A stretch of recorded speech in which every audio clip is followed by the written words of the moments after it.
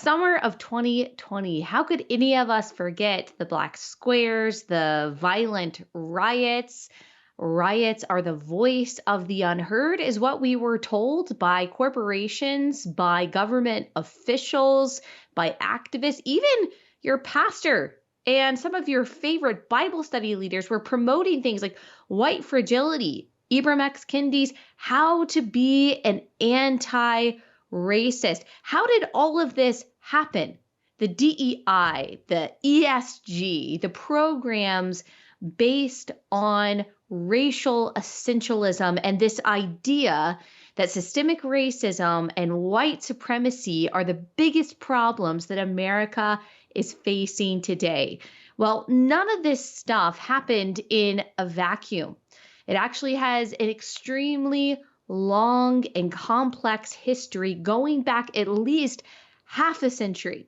Today, we've got Christopher Rufo. He is the author of the new book, America's Cultural Revolution: How the Radical Left Conquered Everything. And specifically today, we talk about things like how the ideas of critical race theory have infiltrated our public school system, our academia, our corporations, almost every single institution and industry. But this really goes for almost every progressive idea. He's going to tell us where all of this stuff comes from, help us wrap our heads around it so we can courageously push back against the destruction that we have seen it bring over the past several years. This episode is brought to you by our friends at Good Ranchers. Go to goodranchers.com, use code Allie at checkout. That's goodranchers.com, code Allie.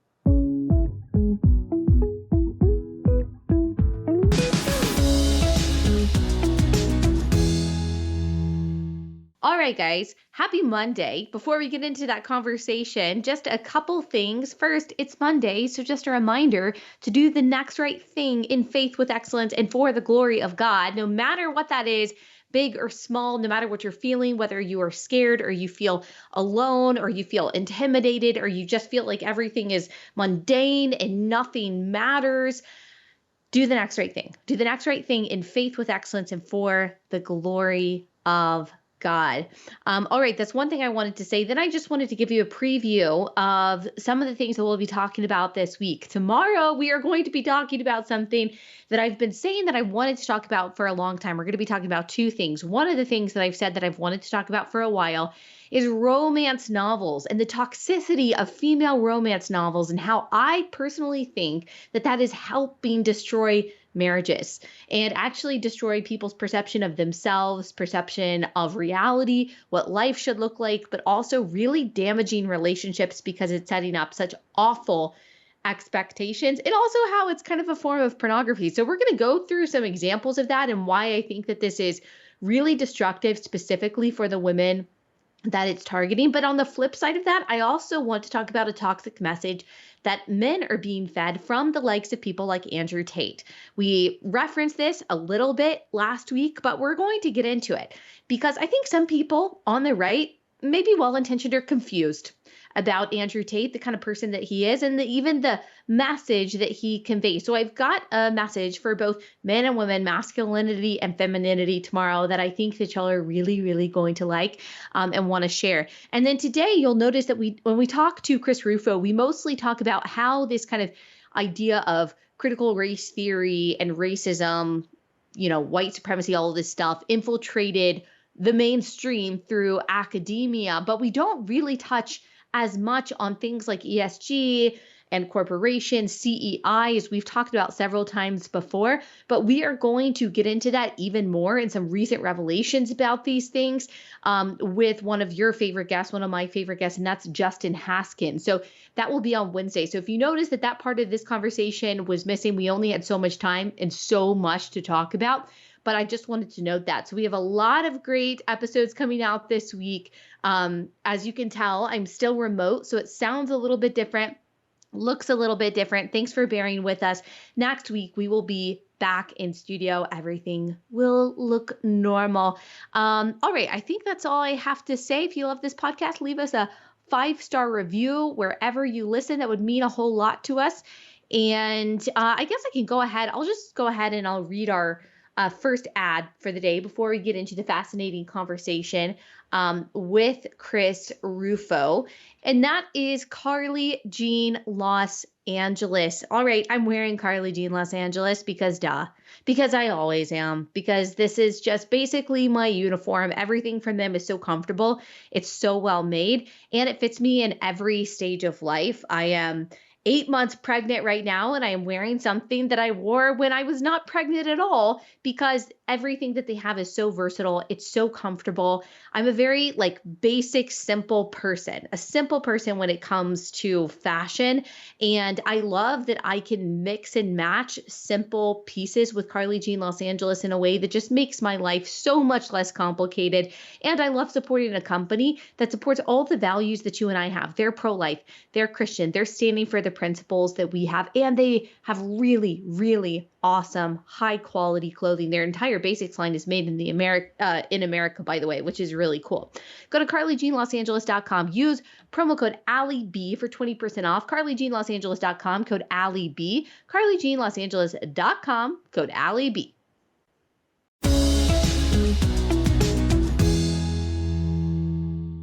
Chris Rufo, thanks so much for taking the time to join us. Tell us about your book, which is coming out tomorrow, right? Yeah, that's right. My book, America's Cultural Revolution, is officially released tomorrow, but we just heard this morning it's already the #1 bestseller across all categories on Amazon. And the premise of the book is quite simple. I take the chaos that was unleashed in the summer of 2020 with the George Floyd riots, critical race theory, then gender ideology in schools, and I peel back the onion to just say, where did this come from? How did this happen? How did all of a sudden all of our institutions seem to be in very quick order captured by these radical left ideologies? So I did the deep dive, went into the archives, and I really peel back 50 years of history, showing how the left conducted their long march through the institutions and what ideologies, what ideas, what concepts, and specifically what people are responsible for the mass institutional derangement we've seen over the last few years. So for the average person, it has seemed really quick. Maybe if you're not paying attention to politics at all, it seems like since 2015, like Trump was the impetus for all of this.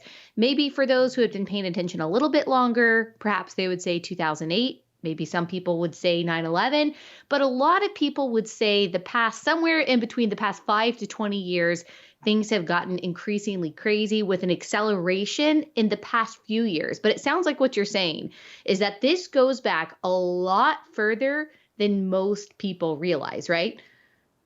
Yeah, that's right. So, what we have in the late 1960s in the United States were mass urban rioting. You had left-wing revolutionaries that were promising to overthrow the state through violence.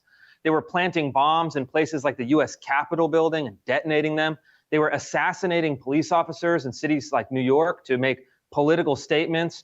They were kidnapping innocent Americans and holding them hostage to achieve political goals. And the revolutionary ideology of that time failed in the 60s and early 70s.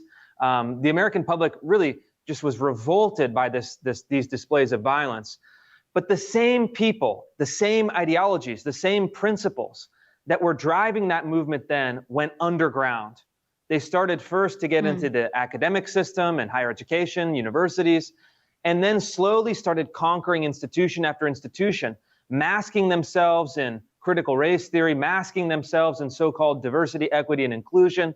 But what I found by going back into the history is that the lessons that I uncovered in my investigative reporting about critical race theory in schools were almost identical, minus some euphemistic language, to the revolutionary pamphlets of the 1960s. So the question is, how did the left-wing radicals get their ideas from the furthest fringes of society into the kindergarten classroom of your kids? That's a question worth asking. And if we want to get it out of our classrooms, if we don't want our kids to be indoctrinated into CRT and other ideologies, I think it's important to understand how these things work. Yeah, so going back to the 60s and 70s and some of these riots that you're talking about, again, someone who has been paying attention to politics or history for a while would know that, but I would say the average person doesn't. For the average person, the summer of 2020 is is the worst that America has ever been, the most divided it's ever been, the most scared people have been for the future of the country, for the safety and future of their children. But you're saying the 1960s kind of mirrored that division and that violence and that chaos that we saw today. So tell us specifically, what are some of the similar ideas and why do they always have the same result of violence and anarchy? Well, it's a great question, and the answer is pretty interesting. If you look at all of the buzzwords that were in the New York Times, that were in all of the left-wing press, that was repeated ad nauseum on MSNBC, systemic racism, police brutality, white supremacy, et cetera, these were all terms that were developed by left-wing radicals such as Herbert Marcuse, Angela Davis, the Black Panther Party, the Black Liberation Army, and the Weather Underground in the 1960s. They had the idea that if there's any disproportionate outcome between different racial groups, that means that the whole system is racist and operates to oppress people. And that critical race theory style idea of dividing people into oppressor and oppressed based on their skin color comes from the neo-Marxist revolutionaries at that time. And so it's a really fascinating thing. As I was watching 2020 unfold, and then I did the research for the book, I realized that this was just really a repetition. It was almost as if the left-wing activists and Antifa and Black Lives Matter were reenacting the late 1960s. And so digging into it, you realize that there's, in some sense, nothing new under the sun. But in another sense, you see how these ideas gained power. And that's the difference. In the late 1960s, the major corporations, the major media, even the New York Times rejected the violent radicals and revolutionaries of the time. But in 2020, all of the Fortune 100 companies, all the K through 12 schools, all the universities, all of the other prestige institutions and the federal government, they all supported, they literally bent the knee to BLM. And the BLM activists themselves say that Black Lives Matter, BLM, is a reincarnation of the Black liberation movement of the 1960s that sought to overthrow the government of the United States, to squash the Constitution, and install a Marxist-Leninist revolutionary vanguard into power. And so we're dealing with something that is not spontaneous, it's not random, it's part of a 50-year plan that's been executed patiently and then suddenly exploded into American life. So it just didn't stick in the 1960s, really. And I'm sure you explore this further in your book, but there are a variety of reasons for that. I think the country was more Christian, was more conservative, was more patriotic, was more cohesive. So it was kind of easy to push back against what was seen as kind of these radical fringes. And it wasn't politically expedient at the time either. And it wasn't lucrative at the time to support people like Angela Davis or people on the side. So what was it about academia then? Because you said that this stuff started infiltrating the colleges. Why was it academia that welcomed these radical fringes with open arms instead of joining the rest of society, which said, you know what? No, we don't want to be for your racist essentialism and your radicalism. Why did academia accept it and then teach it? I think that it's really a psychological question or a social psychological question. If you look at academics as a whole, they're utopian. They believe in the possibilities of the mind, of reshaping society according to their ideas. And they've always had a weak spot for revolutionary and utopian ideologies like Marxism, socialism, far left radicalism, kind of critical race theory, et cetera. And so it was already a welcoming environment for some of those ideas. But the second point, and I think this is really important, is that academics by temperament and academic administrators also by temperament are fundamentally weak people. And that sounds harsh, but I think in my analysis of the history and then my own experience working in higher ed reform, I think it's true.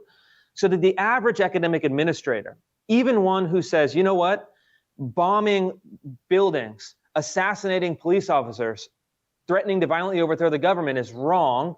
They know that morally, they know that intellectually, but temperamentally, they're unable to resist the people within their ranks who push those ideas. And so what happens in academia is a dynamic of the most intolerant, the most aggressive, the most dominant personalities, even if they represent a small percentage, were able to dominate the intellectual and the administrative environment. In the late 1960s, in the early 1970s, they made their coup. And then over the course of the next 50 years, what they did was consolidate their power, hire more people who shared their beliefs, push out any conservatives, any moderates, any classical liberals, silence, intimidate, choke off the supply of academic jobs for those kind of people, to the point where now you have in many academic departments, even in large public universities, 25 to 1, 50 to 1, even 100 to 1 liberals to conservative. And among those, let's say 100 liberals, you have approximately a quarter of those in the humanities that are out and out self-declared Marxists and radicals. And they set the tone, they dominate the discourse, and they've really achieved that in academia first. And then once they consolidated their power there, they started moving out into the other institutions of society.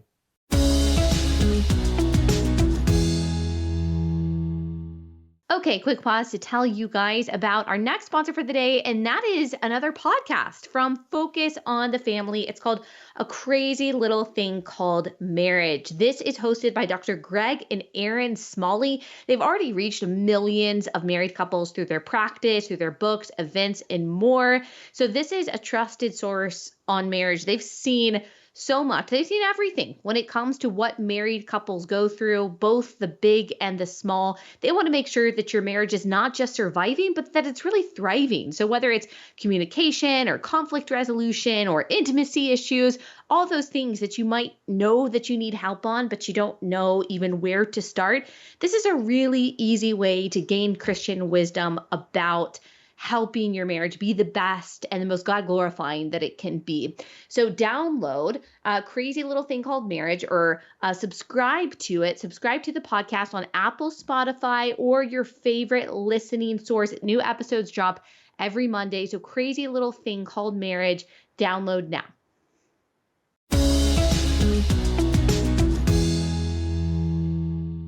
And now we see, every day I get a message that says, I'm in X industry, and as you know, it's progressive. I'm a social worker. I work in some kind of government office.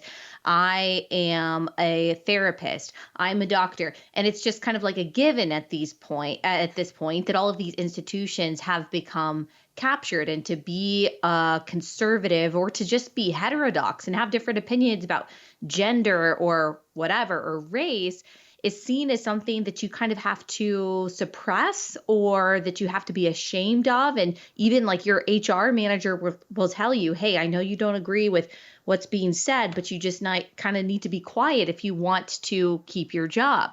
And so what are some things over the past 50 years that have accelerated the infiltration of these radical ideas from the streets to academia and then to the rest of these industries that are now totally dominated by this stuff?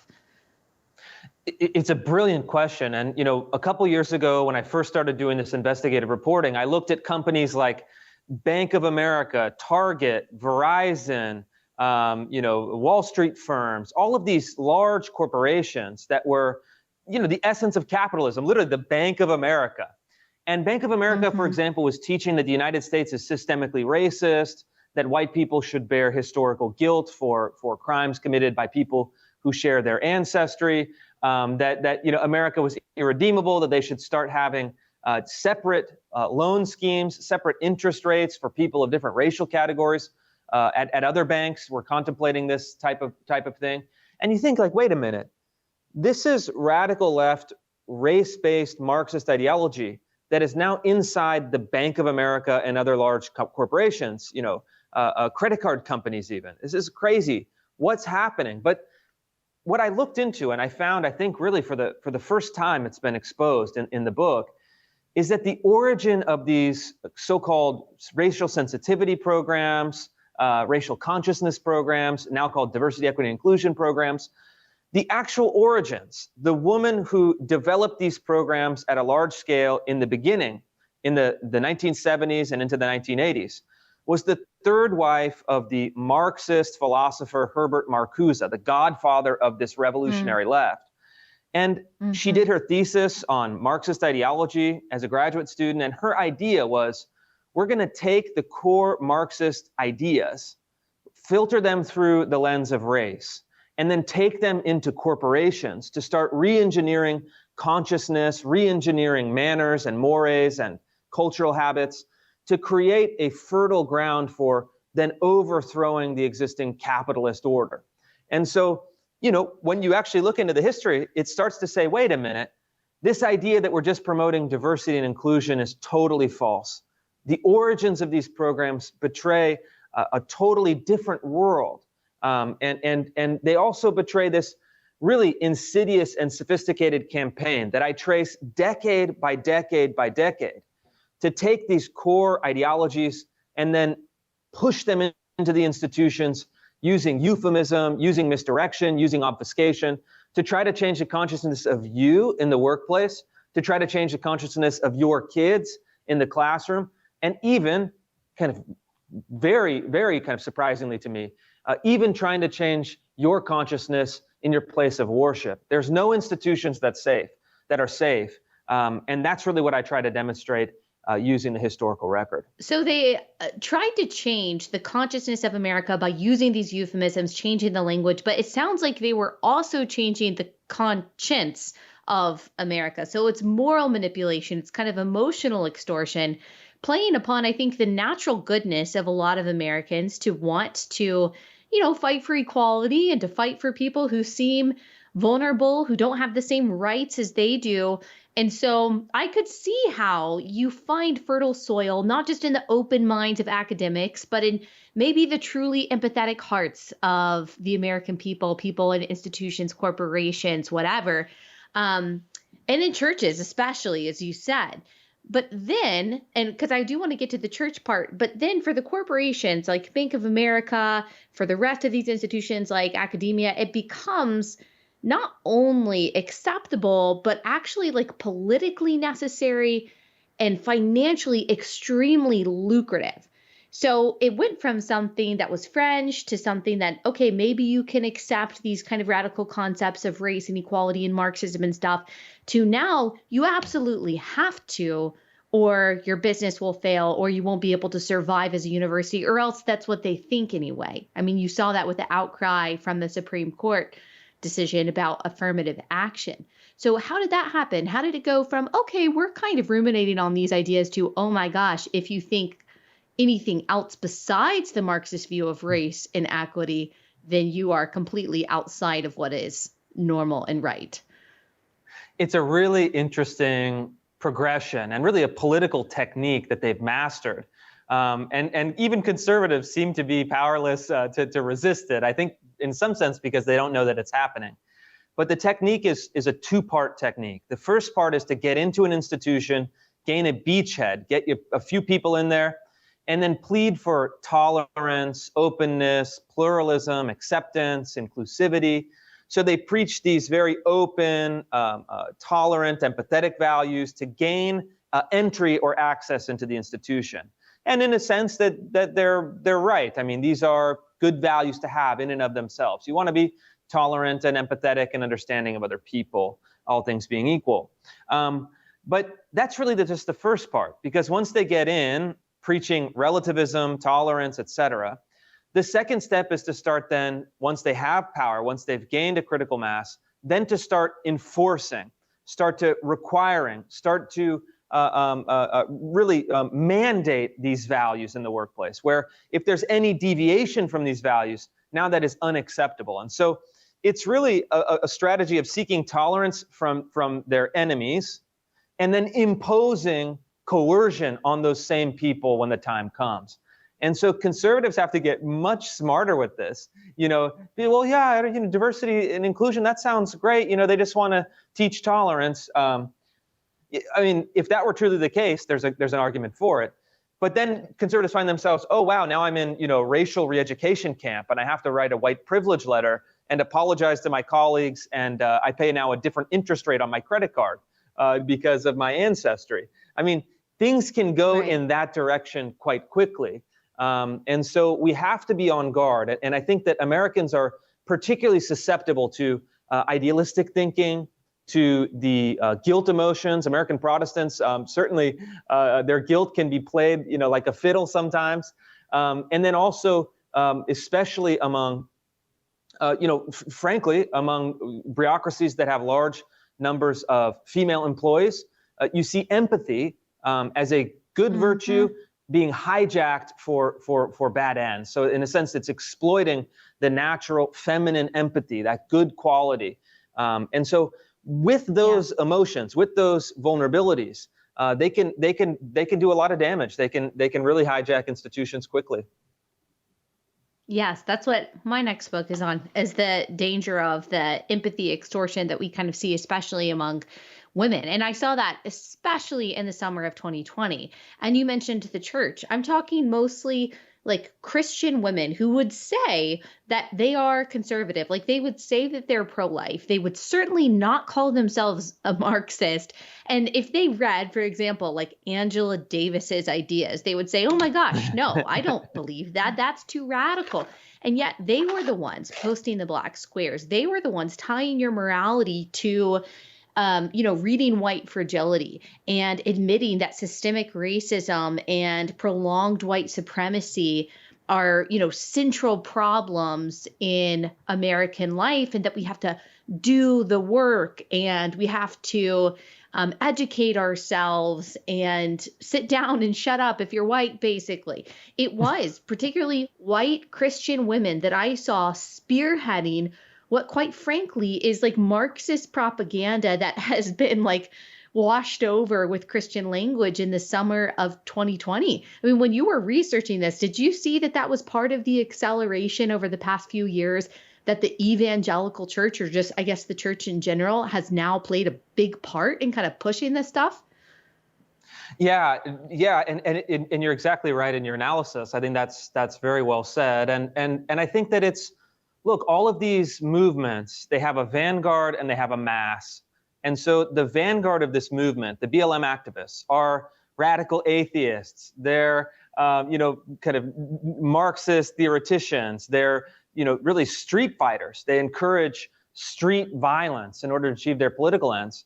And all of these, you would think, Marxist, atheists, violent revolutionaries would not be able to gain a foothold in kind of suburban, middle class, evangelical or Protestant, or even some Catholic churches.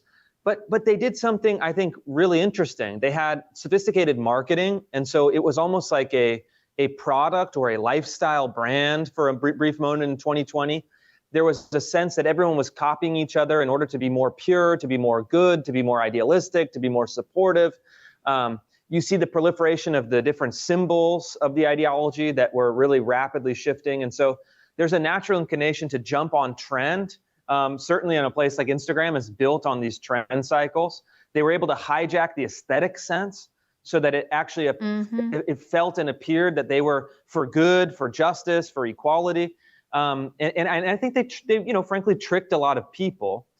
The good news, though, is that many of the people who were swept up in the fervor of 2020 have since reevaluated.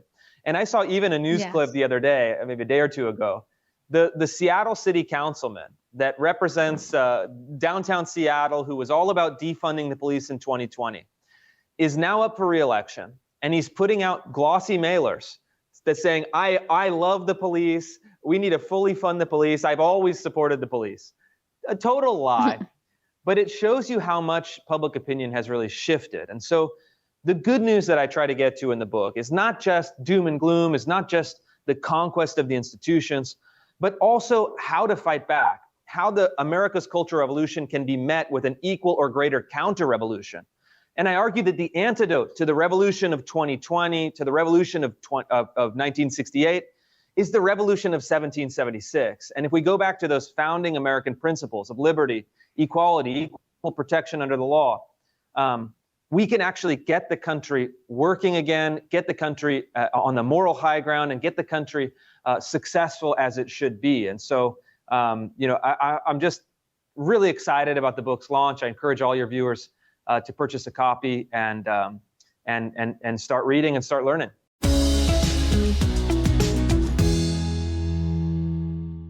Okay, another pause to tell you guys about crowd health. So crowd health is not health insurance. It's a different and an even better way to cover your healthcare needs. It gives you the tools to negotiate and then to crowd fund your medical bills. So what you do is you pay a $50 membership fee to get access to services like telemedicine, bill negotiation, and then you join the crowd, which is a group of members just like you who want to help pay for each other's unexpected medical events. So that membership fee is what is being contributed to the pot that then covers people's medical needs. And I mean, this is really what coverage should look like. It gets rid of the red tape and the bureaucracy and all of the conflicting policies and regulations, the complications that come with typical health insurance. All of you guys have experienced that, and it just makes it really easy. And this is just like a community-centered way to alleviating each other's burdens. The people who run Crowd Health, they're really great people. They're just passionate about this, about simplifying your healthcare coverage. So go to joincrowdhealth.com, use code Allie at checkout. That's joincrowdhealth.com, code Allie. Crowd Health is not insurance. Learn more at joincrowdhealth.com.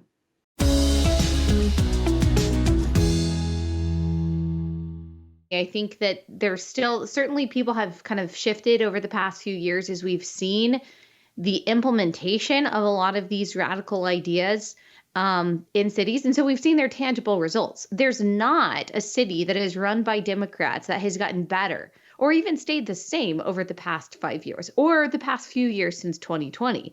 I mean, people are leaving those cities, no matter your ethnicity, no matter your socioeconomic class, if you can, because no one wants to live in a society based on anarchy. No one wants to live in a policeless, law enforcement-less society. I mean, we were told that these forms of quote-unquote liberation would lead to equality and happiness and justice. But I think what we're realizing is that when these leftist radicals use these words, equality, liberation, justice, as you said, these euphemisms that people latch onto because who wants to be anti-equality, they mean totally different things than we do, right? And so I think even like racism or oppression or marginalization, all of these things that you want to be against, they mean something totally different. And I think you're right. I think some people are waking up to, oh, what I thought was moral is actually really destructive. That's right. And the history is really interesting. I think it's important to keep in mind that, of course, in the United States, look, we had slavery, we had segregation. Those were both moral evils that needed to be abolished, to be transcended. But all of these revolutionary movements started in 1968, 1969, a few years after the Civil Rights Act of 1964, the Voting Rights Act of 1965. And so by 1968, there was full legal equality for everyone in the United States. And of course, there's still a legacy of some of those historical processes. But it's a very curious thing that the most violent political revolutions of the modern period happened after the achievement of equality. And even if you look at 2020, we've had equal rights in this country for, more than 50 years, a half century. But those ideas of systemic racism and oppression, et cetera, are still vibrant, but they've shifted a little bit. Now it's psychological, subconscious, implicit bias. So they have to keep adapting their argument to, because I think that the ultimate paradox for these movements is that we have a system of equal rights and protections. The government does not discriminate against anyone, except for, in the case of admissions, hiring, et cetera, against whites and Asians, especially white and Asian men. But even if you put that aside as kind of a minor issue, affirmative action, which of course I oppose. But even if you put that aside, this is a revolution at the end of the process of political equality. And I think that there's a deep disillusionment and disappointment, which leads them to even more radical solutions. Maybe we'll have equality if we get rid of the police. I mean, it's like, are you people insane? There's no, you get a sense of desperation. And when people are desperate and idealistic, that's when you get chaos. That's when you get bad ideas coming to the fore. And so we have to be on guard against these ideas. We have to dig into the true nature of them. And we have to understand the unintended consequences that come from policies driven by revolutionary fervor. Yeah. And I just have one or two more questions. One thing that I think is really interesting that you point out is how Minneapolis kind of came the epicenter of a lot of this stuff. And it's not even the city. Like if you look at the cities with like the highest concentration of Black Americans, Minneapolis is, I mean, it's up there, but it's not one of the top. Why is it Minneapolis? Why did Minneapolis become so central to this revolution? Well, I mean, first, I think because it was at first a localized revolution in the aftermath of the death of George Floyd. Right. So that was the central focus. And then it kind of parachuted out into other cities and you saw it spread.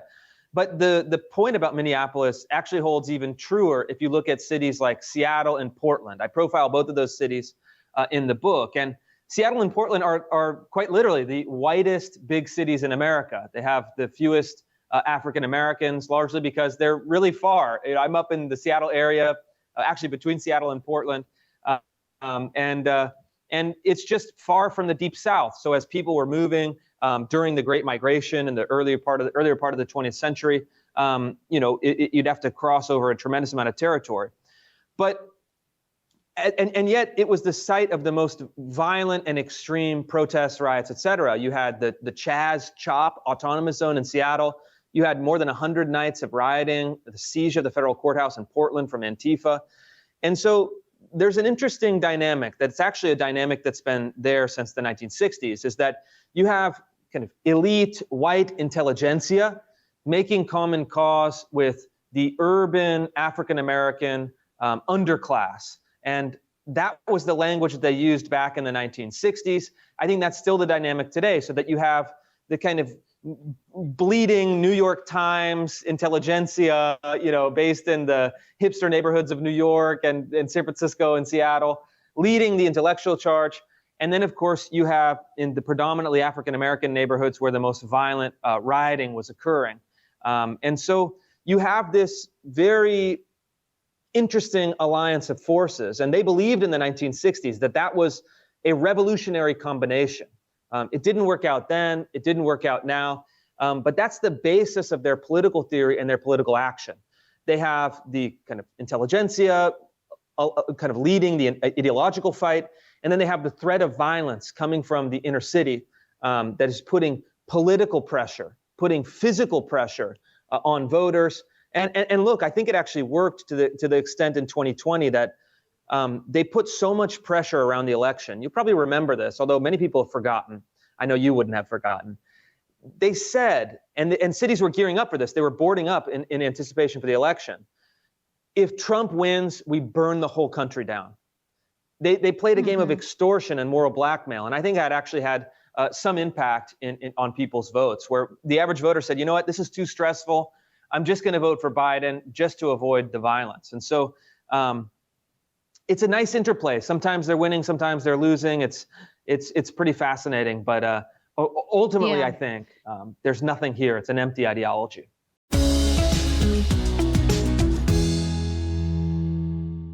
Okay, so there's talk of a recession, the instability of the economy. I mean, there are so many things that are unknown that look really turbulent and scary. One of the best things that we can do for our family and our finances is to make sure that we are diversifying some of our savings into gold, into a physical asset that is independent from the US dollar. And the best company, I think, to work with to do that is Birch Gold Group. They've got thousands and thousands of very happy customers. They've got an A+ rating with the Better Business Bureau, and they can help you diversify some of your savings into gold just to make sure that your savings are protected in this very turbulent time. If you want to learn more about this, they've got a no obligation info kit that you can get by texting Allie to 989-898. That's Allie to 989-898 for that free info kit on gold. Allie to 989-898.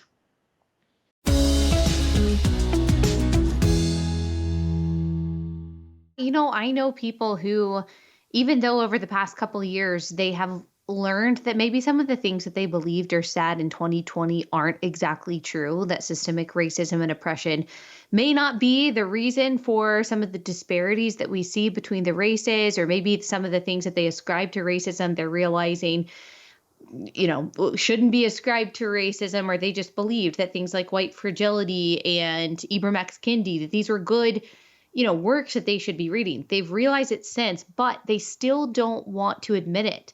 Because look, it's more difficult to admit that you're wrong, or to even admit to yourself that you're wrong. I think a lot of these, especially Christian women, they don't even want to say to themselves that, hey, maybe the reason for some of these disparities or some of the outcomes that we see among Black Americans doesn't have to do with white supremacy. That's an uncomfortable place to go, because then you have to explore different questions of like, why is it? What is affecting it?